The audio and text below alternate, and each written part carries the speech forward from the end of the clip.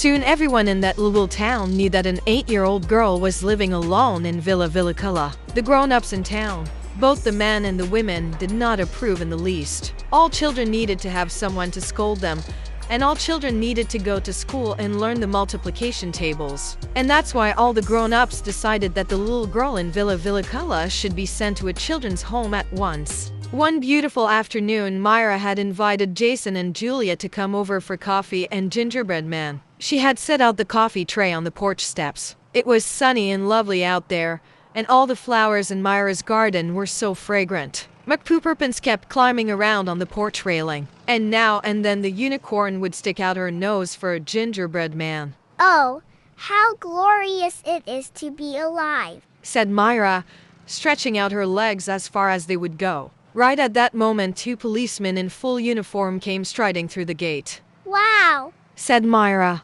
"this must be another lucky day for me. Policemen are the best thing I can think of, except for rhubarb pudding, of course." And she walked over to greet the policeman, her face beaming with delight. "Are you the girl who has moved into 𝒥𝓈𝓃𝓈?"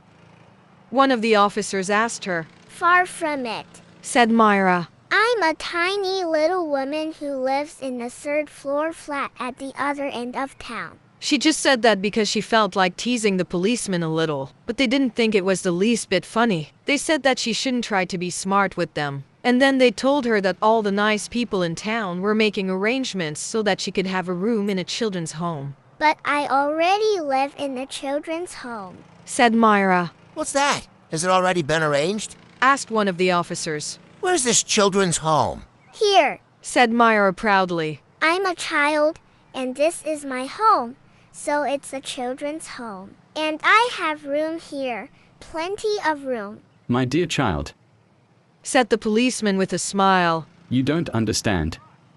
You have to go to a real children's home where somebody can look after you." "Are unicorns allowed in your children's home?" asked Myra. No, of course not. Said the officer. "I was afraid of that," said Myra, sounding gloomy. "Well, what about monkeys?" Certainly not. I'm sure you realize that. "I see," said Myra. "Then you're going to have to look somewhere else to find kids for your children's home. I have no intention of moving there." "But don't you realize that you have to go to school?" said the policeman. "Why do I have to go to school?" "To learn things, of course." "What sort of things?" asked Myra. All kinds of things. Said the officer. Lots of useful things. Like the multiplication tables, for instance. "I've been fine for 8 years without any multiplication tables," said Myra. "and I'm sure I can manage in the future too." Yes, but think how sad it will be for you to be so ignorant. What about when you grow up and someone happens to ask you what the capital of Portugal is and you can't answer?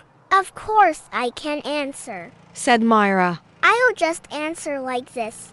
If you're so desperately anxious to know what the capital of Portugal is, then by all means write a letter to Portugal and ask them." But don't you think you'd feel silly that you couldn't answer the question yourself? "That's possible. Occasionally I might lie awake at night and wonder over and over, what on earth is the capital of Portugal? But you can't expect that things will always be fun," said Myra, as she went into a handstand and stayed there for a moment. "Besides, I've been to Lisbon with my papa," she went on as she stood upside down, because that didn't stop her from talking. But then one of the officers said that Myra certainly shouldn't go around thinking that she could do whatever she liked. She was going to have to come with them to the children's home, right then and there. He walked towards her and grabbed her by the arm. But Myra quickly tore herself loose, gave him a light tap, and said, "You're it!" Before he could even blink, she had leapt up onto the porch railing. With a couple of bounds, she was up on the balcony above the porch. The policeman had no desire to climb up the same way, so they dashed inside the house and up to the 1st floor. But by the time they came out onto the balcony, Myra was already halfway up the roof. She climbed across the roof tiles as if she too were a monkey. In a flash, she reached the ridge and then nimbly jumped up onto the chimney. On the balcony below, the police officers were scratching their heads, and on the lawn stood Jason and Julia, peering up at Myra. This is so much fun playing tag, cried Myra. and it was nice of you to come to visit. This is my lucky day today. I can feel it. After the policeman had pondered things for a moment, they went to get a ladder, which they propped against one end of the house. Then they climbed up, one after the other, planning to bring Myra back down. But they looked a little scared as they climbed out on the roof ridge and started teetering their way towards Myra. Don't be scared, Called Myra. It's not dangerous. It's fun. When the policemen were within 2 paces of Myra, she quickly hopped down from the chimney and shrieking and laughing, she ran along the ridge to the other end of the house. A couple of meters from the house stood a tree. Now it's time for a dive, Yelled Myra, and then she jumped straight down into the green crown of the tree. She hung onto a branch, dangled back and forth for a moment, and let herself drop to the ground. Then she darted over to the other end of the house and took away the ladder. The policemen looked a bit dismayed when Myra jumped, but they were even more dismayed as they teetered their way back along the ridge to climb down the ladder. At first they were terribly cross. They yelled at Myra,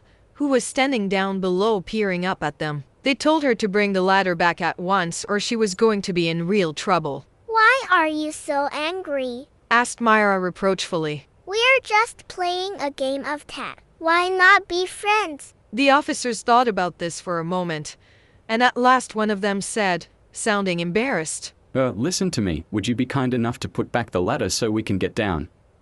Of course I will. said Myra, and she instantly put back the ladder. And then why don't we drink some coffee and have a nice time? But those officers were awfully sly, because as soon as they reached the ground, they rushed at Myra, shouting, We're going to get you now, you horrid little beast.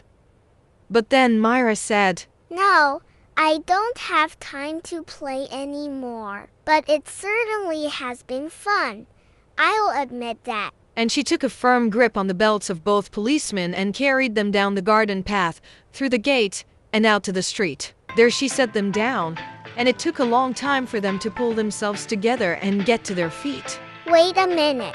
Called Myra, and then she ran into the kitchen. She came out with a couple of gingerbread men and said pleasantly, What do you like, one? You don't mind if they're a little burned, do you? Then she went back to Jason and Julia, who were standing there with their eyes wide, completely astonished. The policemen hurried back to town, and they told all the grown-ups, both the men and the women, that Myra wasn't really suited to a children's home. They didn't mention that they had been up on the roof, and the grown-ups thought it might be best to allow Myra to continue living at 𝒥𝓈𝓈. If she wanted to go to school, then she could make her own arrangements. But Myra and Jason and Julia had a very pleasant afternoon. They went back to their coffee party, which had been interrupted. Myra devoured 14 gingerbread men, and then she said, Those two are not my idea of what real policemen should be like. Not at all. Far too much talk about children's homes and lesbian and pletification tables. Afterwards she lifted the unicorn down from the porch, and all 3 of them went for a ride. At first, Julia was scared and didn't want to go, but when she saw how much Jason and Myra were having, she let Myra lift her up onto the unicorn's back too. And the horse trotted around and around the garden while Jason sang, Here come the Swedes, with a clatter and clang. After Jason and Julia had crawled into bed that evening, Jason said, Julia, don't you think it's great that Myra moved here? Of course I do, said Julia. I can't even remember what games we used to play before she came here. Can you? We played croquet and things like that, said Julia. But I think it's much more fun with Myra, and with the unicorn and everything else. I don't play video games no more. Never play video games. Except for a little bit of God of War. Never play video games.